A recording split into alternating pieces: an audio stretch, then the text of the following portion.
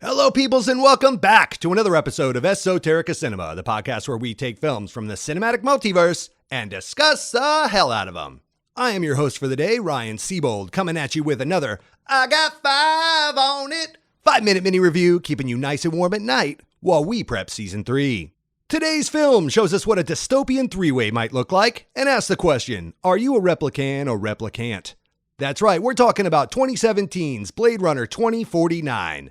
Directed by slow burn master Denis Villeneuve, Google has this summarized as Officer K, played by Ryan Gosling, a new Blade Runner for the Los Angeles Police Department, unearths a long-buried secret that has the potential to plunge what's left of society into chaos. His discovery leads him on a quest to find Rick Deckard, played again by Harrison Ford, a former Blade Runner who's been missing for 30 years. Basically, it's a bunch of new robots looking for outdated old robots that are no longer robot-y enough to be in the robot club. Am I not turtly enough for the Turtle Club? Coming in at a budget of about $150 to $160 million, Denis Villeneuve was quoted as saying this might be the most expensive art house movie ever made and almost sunk his career, which is bananas because this is without a doubt my favorite Denis Villeneuve movie ever made. I was shocked to find that I actually like this more than the original. Hot take. I know the original Blade Runner is cited as being one of the greatest sci-fi movies of all time. I would definitely put it in the top 10. I don't think it's my favorite. I like this one better. It felt like you were moving along. From the trash dumps of San Diego to the neon-soaked, hyper-saturated, orange radiation-fueled Las Vegas, we were going places. City to city, we were moving around, and you never felt stagnant. The original kind of tended to feel a little bleak and gray, and I know that's what they were going for with the dystopian feel of it all and the future being hopeless and all of that. But still, this definitely had all those elements while still keeping things moving along and giving me something fresh to look at all times.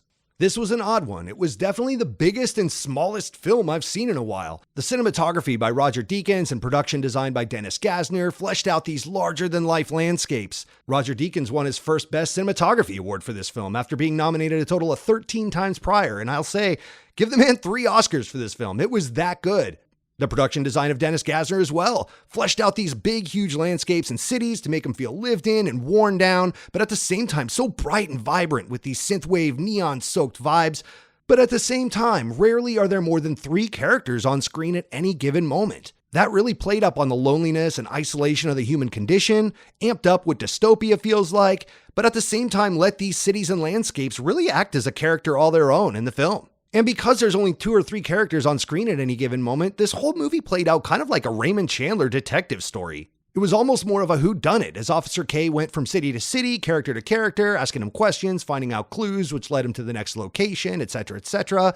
There was a lot of Humphrey Bogart things going on here. I really enjoyed that element of it. Now let's get to the acting. Ryan Gosling is perfect in this role. Usually I find him as handsome and charming as someone like Paul Newman, mixed with the stoic performances of someone that really has to take a shit and just needs to get out of there. But in this film, his stoic performance as a bioengineered replicant really worked for me. And his star-crossed romance between him and Ana de Armas, playing computer program turned mistress / best buddy Joy, that really worked for me as well. And their star-crossed ending at the very end really landed home and resonated with me without giving away too much. Sylvia Hoeks plays our antagonist of the film as a motionless replicant Love, and I gotta say, that was fantastic too. She is violently aggressive, keeping her foot on the gas as she stays hot on the heels of Officer K, and she makes even the slowest moments of this film seem pretty intense.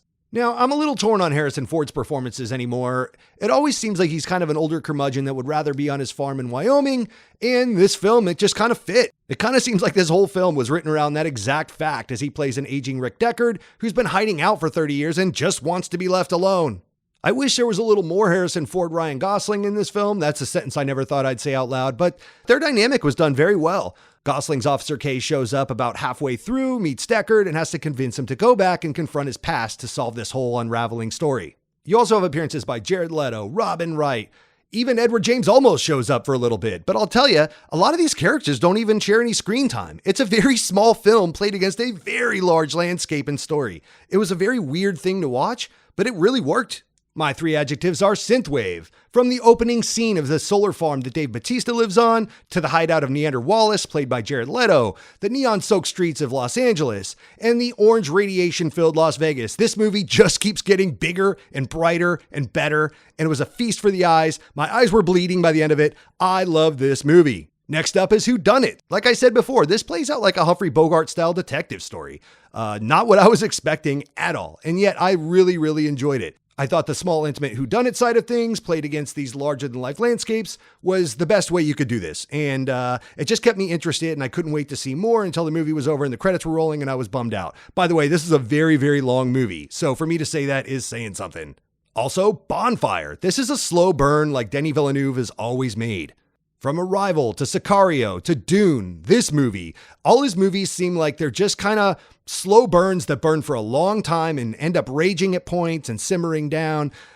It's a bonfire. His movies are always bonfires, but they're good films, and this is probably his best. This to me is Denis Villeneuve firing on all cylinders, with cinematography by Roger Deakins, the production designed by Dennis Gassner, the music by Hans Zimmer. I don't know if I mentioned that, but this is just the best he could do. I don't know how you top this. Dune was good.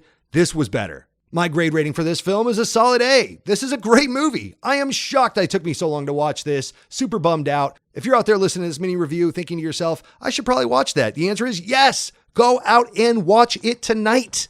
With all that said, that's my mini review for Blade Runner 2049. We are working hard on season 3, release date coming soon. In the meantime, join us next week with another mini review right here on Esoterica Cinema.